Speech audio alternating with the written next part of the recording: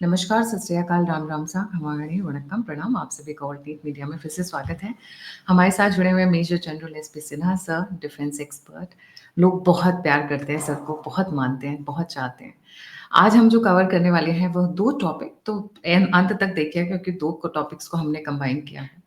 जो पहला टॉपिक है और जो अभी सनसनीखेज टॉपिक बन गया है, वो है China arms Pakistan with weapons of mass destruction, जिसमें न्यूक्लियर इंक्लूडेड है, biological weapon, biological mass scale के वेपन्स इंक्लूडेड है। उसके साथ साथ आसिम मुनीर ने बलूचियों के साथ एक बहुत गंदा खूनी खेल शुरू करने की तैयारी कर ली है। शुरू करते हैं फर्स्ट टॉपिक से, China and Pakistan. Sir, platform is yours. A very warm welcome sir. देखिए, चाइना के जो ग्रैंड स्ट्रेटजी है, सबसे पहले तो मैं देशवासियों को विश कर दूं, भारत माता की जय हो, जय श्री राम, और भारत सेना की जय हो। पहले चाइना का ग्रैंड स्ट्रेटजी समझने की जरूरत है। चाइनीज एक शब्द है जोंगुआ। जोंगुआ का मतलब होता है कि ये कॉन्सेप्ट माओ से तुंग ने डेवलप किया कि चाइना विश्व का सुपर पावर नंबर 1 बने, अमेरिका को रिप्लेस करे। सो माओ से तुंग के जमाने से ये ग्रैंड स्ट्रेटजी चल रही है। उसके सब फॉलोअर ने फॉलो किया है। अब स्टेप बाय स्टेप चलते हैं कि यदि ये सपना पूरा करना है, मुंगेरी लाल के हसीन सपने, तो चाइना को क्या करना पड़ेगा है। तो अब आप समझ गई होंगी कि इस खेल में और कौन कौन है।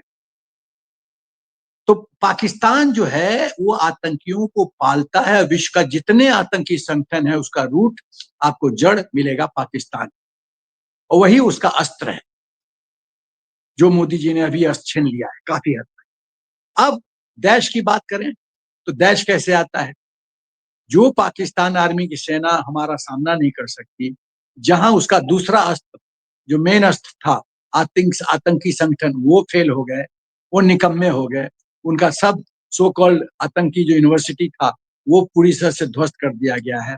100 से ज्यादा लोग मारे गए हैं। हाफिज सईद जिंदा है नहीं जिंदा है पता नहीं, बहुत प्रश्न चिन्ह उठ रहा है। लेकिन अब तो वो भी निकम्मे हो गए हैं। पाकिस्तान के पास तो पैसा है नहीं। फिर से कैसे बनाया जाए यूनिवर्सिटी, फिर से कैसे आतंकवादियों को ट्रेन किया जाए, उसके लिए तो पैसा चाहिए।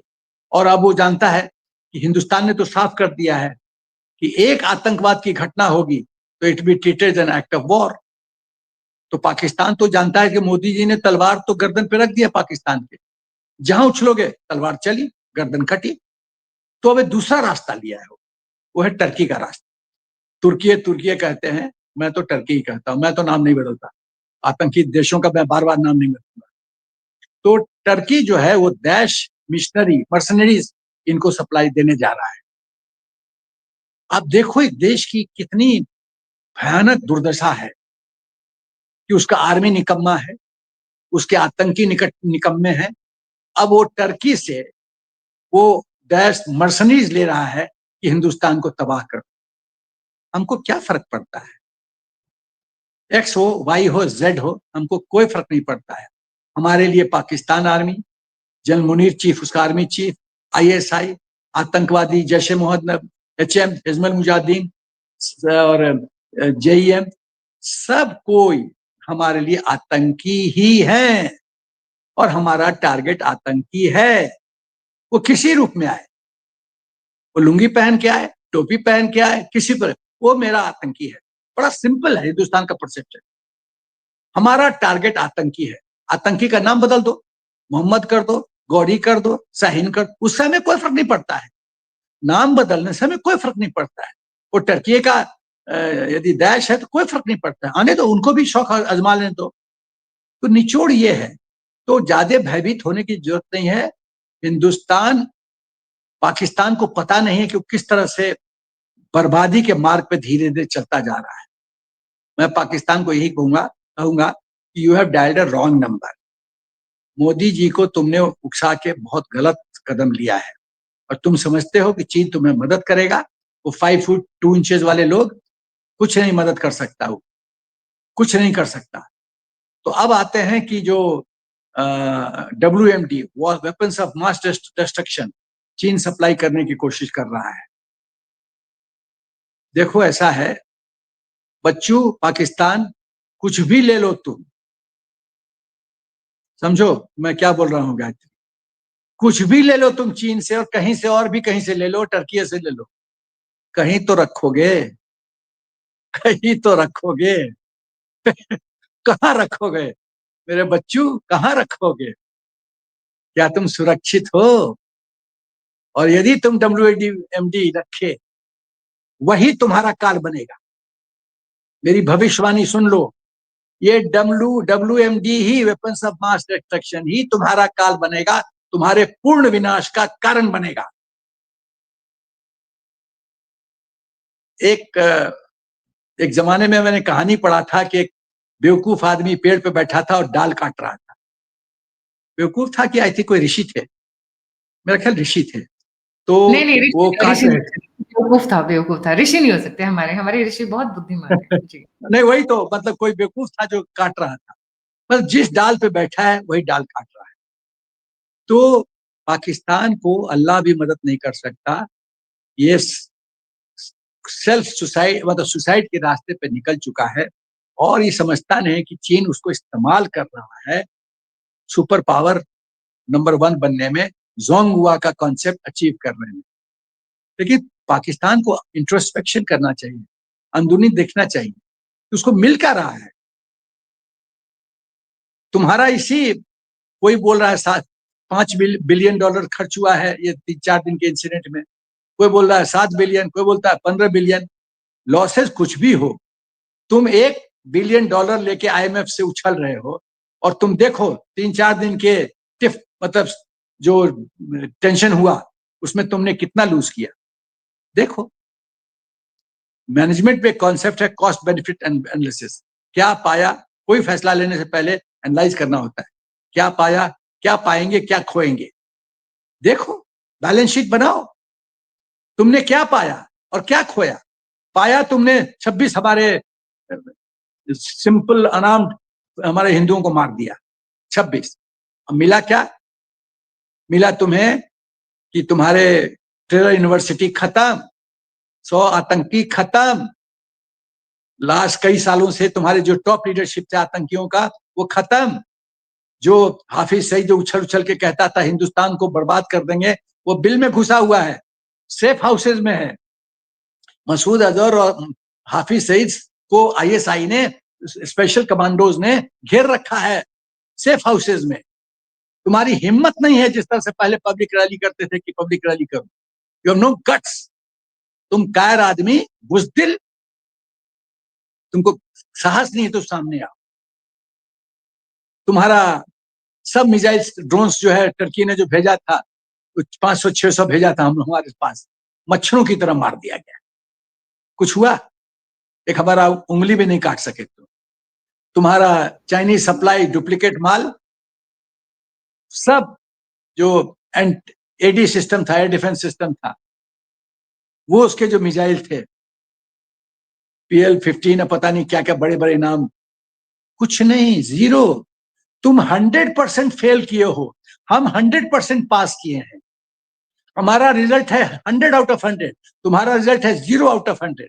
तुम्हारा कोई मशीन नहीं काम किया, कोई मिसाइल नहीं काम किया, अपना ड्रोन नहीं काम किया, तुम्हारे सोल्जर्स ने काम नहीं किया, तुम्हारे आतंकी संगठनों ने नहीं काम किया। उसके बाद क्या कर लिया तुमने? अपने आप को क्या बना लिया है? बेवकूफ देश क्या बना लिया है? कभी इंट्रोस्पेक्शन किया है? और तुमको लगता है चाइना का WMD हमारे लिए थ्रेट बनेगा? और तुमको लगता है कि मौजूदा हिंदुस्तान ये 26/11 वाला हिंदुस्तान है? जब मनमोहन सिंह बोला था ओबामा को कि एक धर्म विशेष को गलत संदेश जाएगा, इसलिए उन्होंने कोई एक्शन नहीं लिया।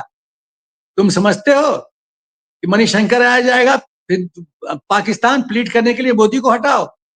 ये नया हिंदुस्तान है बेवकूफ, ये नया हिंदुस्तान है, और नया हिंदुस्तान किसी के सामने झुकेगा नहीं, चाहे वो US हो, चाहे चाइना हो। और पाकिस्तान तो ये तो हमारे मतलब मच्छर भी उपाधि इसके लिए बहुत ग्रेट हो जाएगा। ये तो मच्छर से भी सब स्टैंडर्ड है। कुछ नहीं है, ये कुछ नहीं है। कोई देशवासियों घबराने की जरूरत नहीं है, उसको WMD आने दो, फिर तमाशा देखो क्या होता है। और चीन की तो अभी अभी आगे आगे देखो। चीन, मुझे पता है क्या क्या षड्यंत्र प्लान कर रहा है, मुझे सब पता है।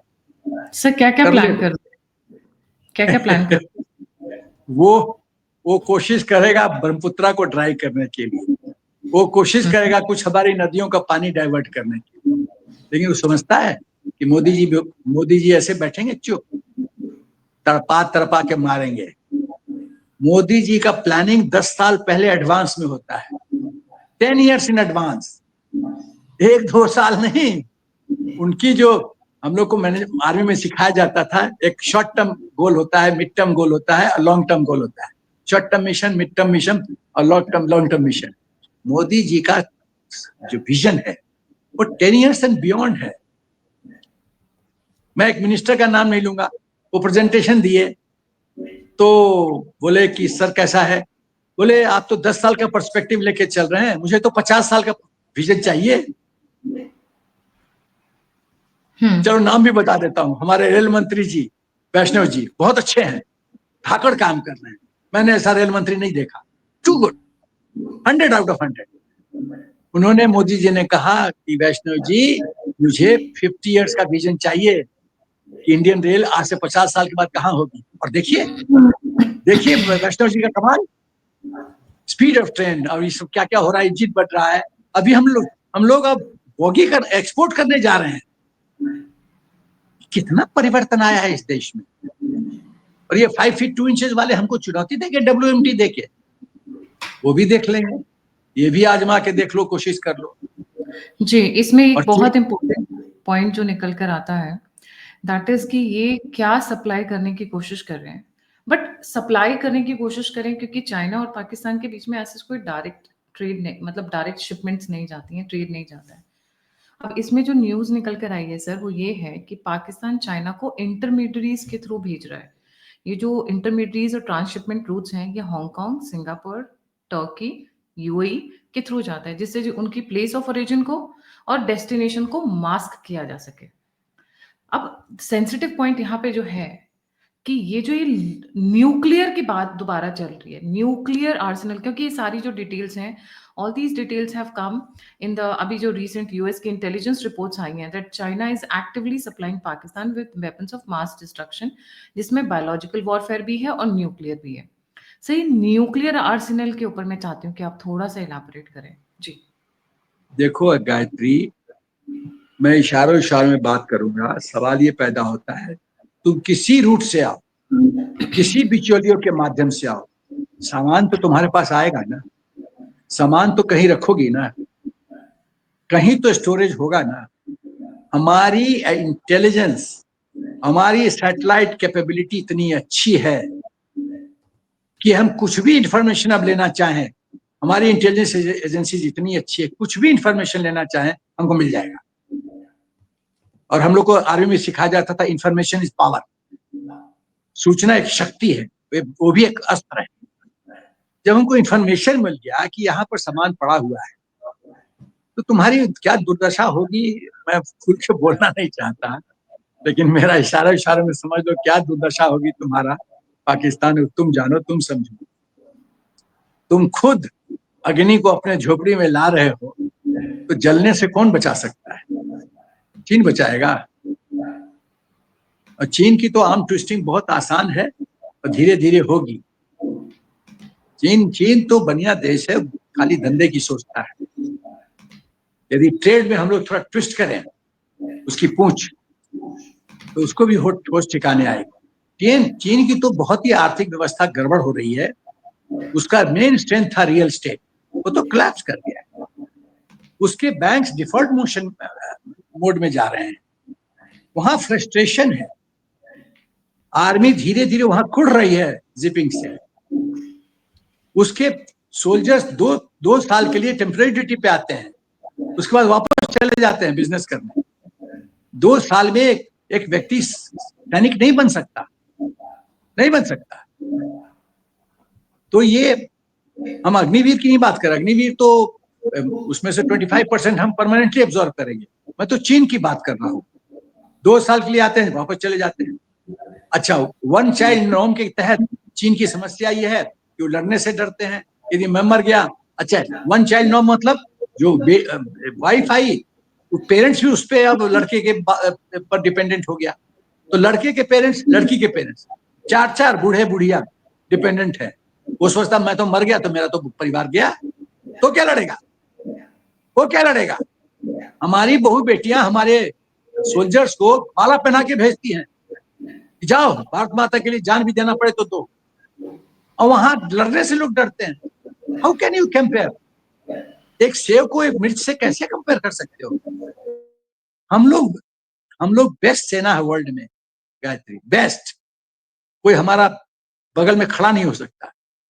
Highly motivated, least demanding. Vietnam में अमेरिकन सोल्जर्स क्यों हारे, जिस सोल्जर को चिल्ड बियर चाहिए, ये चाहिए, वो चाहिए, ये चाहिए, ये खाने में चाहिए, वो लड़ नहीं सकता। हम फौजियों का क्या सर्वाइवल सर्वाइवल राशन पे ही हम लोग 7 दिन निकाल देंगे, कोई प्रॉब्लम नहीं। कारगिल में हमने साबित किया ना कि 18 डिग्री सेल्सियस पे हवा कर बोल सकते हैं। हनुमान जी के छोड़ के और कोई कर सकता है, हम लोगों ने कर दिया, कर दिया। तो जी ऐसा है कि ये लोग गलत नंबर डाल किया। हिंदुस्तान पहले भी शेर था, लेकिन उस शेर को पिंजरे में बंद कर दिया गया था एक पार्टी के द्वारा। मोदी जी ने पिंजरे से शेर को निकाल दिया है। शेर चिघार रहा है, उस चिघार के वो शेर के चिघार के गर्जन से पूरा विश्व, चाहे अमेरिका हो, चाहे चीन हो, पाकिस्तान थर थर कांप रहा है। और मैं एक और बताना चाहता हूँ, मुनीर ने कभी, ये बुल्ला मुनीर, मैं तो ये तो यूनिफॉर्म के नाम पे तो ये कलंक है। ये तो सोल्जर है ही नहीं, ये तो सैनिक है ही नहीं, ये तो दंगाई है, ये तो आतंकी है। तो मुनीर ने सोचा नहीं था कि मोदी जी का रिटेलिएशन ऐसा होगा। मेरा नहीं ख्याल है कि उनका आईएसआई वगैरह किसी ने ये कल्पना की थी। मोदी जी का रौद्र रूप नहीं देखा था। हाँ, या पाकिस्तान इस वक्त चाइना से बेसिकली जो ले रहा है वो, क्योंकि भारत को वो लोग अपना एग्जिस्टेंशियल थ्रेट मानते हैं। वो अलग बात है, हर बार लड़ाई इन्होंने शुरू की, हर बार प्रॉब्लम्स इन्होंने शुरू की, प्रॉक्सी वॉर ये करते हैं, टेररिज्म ये करते हैं, दहशत पूरी दुनिया में ये फैलाते हैं। बट भारत का नाम लेकर अभी क्या कर रहे हैं कि वॉर रेडी, मतलब आपको कुछ करना नहीं है, आपको कोई तैयारी नहीं करनी है। आपको जैसे रेडीमेड वेपन्स आते हैं, रेडीमेड बॉम्ब्स आते हैं, वैसे ही ये battlefield ready tactical nuclear weapons लेने की तैयारी कर रहे थे। फोकस उनका वही है। Advance command and control system and new delivery system such as ballistic and cruise missiles. PL-15 ने कितने छक्के छुड़ाए हैं सबको पता है। सो मच सो कि चाइना के जितने दुश्मन है वो भारत से मांग रहे हैं, जो PL-15 आपके पास गिरी है ना पंजाब में, वो हमें भेज दीजिए, हम उसको डिकोड करना चाहते हैं। जापान ने और ताइवान ने, बहुत लोगों ने रिक्वेस्ट किया है। गायत्री, दो चीजें। गायत्री, दो चीजें। पहली चीज कि biological warfare by China supported Pakistan, और China supplied WMD, weapons of mass destruction. दो ही चीज है। बायोलॉजिकल वॉरफेयर के लिए हम लोग पूर्ण रूप से तैयार हैं। आर्मी के इन्वेंट्री में बायोलॉजिकल किट्स ऑलरेडी अवेलेबल है। हम लोग तैयार हैं, हम लोग सो नहीं रहे हैं। और भी बहुत कुछ बातें हैं जो कि बोलना ठीक नहीं रहेगा। सफाइस टू से कि हम बायोलॉजिकल वॉरफेयर, केमिकल और बायोलॉजिकल वॉरफेयर के लिए तैयार हैं। अब आते हैं WMD पे। WMD कहीं से तो आएगा, कहीं तो रखा जाएगा, इस्तेमाल करने से पहले कहीं तो निकाला जाएगा, कहीं तो फायर किया जाएगा। इस चारों पांचों कहीं का तो उत्तर है हमारे पास। फिर कहां जाओगे, कहां जाओगे। 99 कारगिल वॉर में मुशर्रफ ने न्यूक्लियर ऑप्शन क्यों नहीं लिया, मैं तो पूछना चाहता हूं।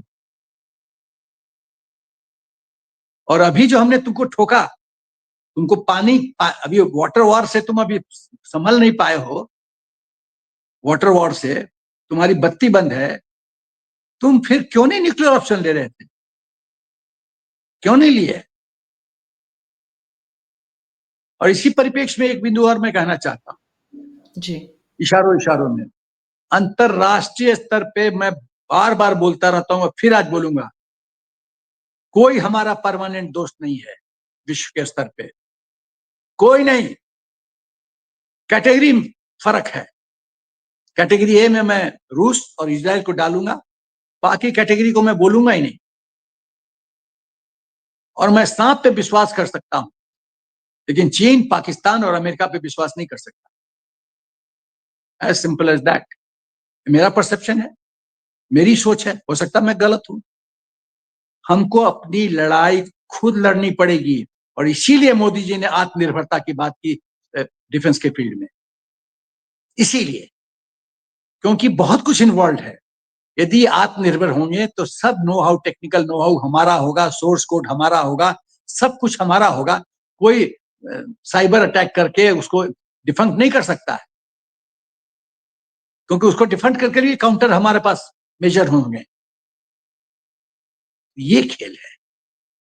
यदि हम विदेश से 68% इंपोर्ट करते थे, आज 68% हमारा इंडिजिनस है। मैं थोड़ा सा पीछे जाऊंगा, मैं लोकसभा टीवी पे था, मेरे बाएं में एक डीआरडीओ अफसर बैठे थे। उनसे पूछा गया कि डीआरडीओ इतना अच्छा काम कर रहा है, अभी आपके जमाने में क्यों नहीं करता था? तो उसने कहा, मुझे पूरा ये सेंटेंस में भूला नहीं, मेरे बाएं बैठा था व्यक्ति, नाम मैं भूल रहा हूं उसका, I should have remembered his name, भूल गया, बट वो क्या बोला था मुझे याद है।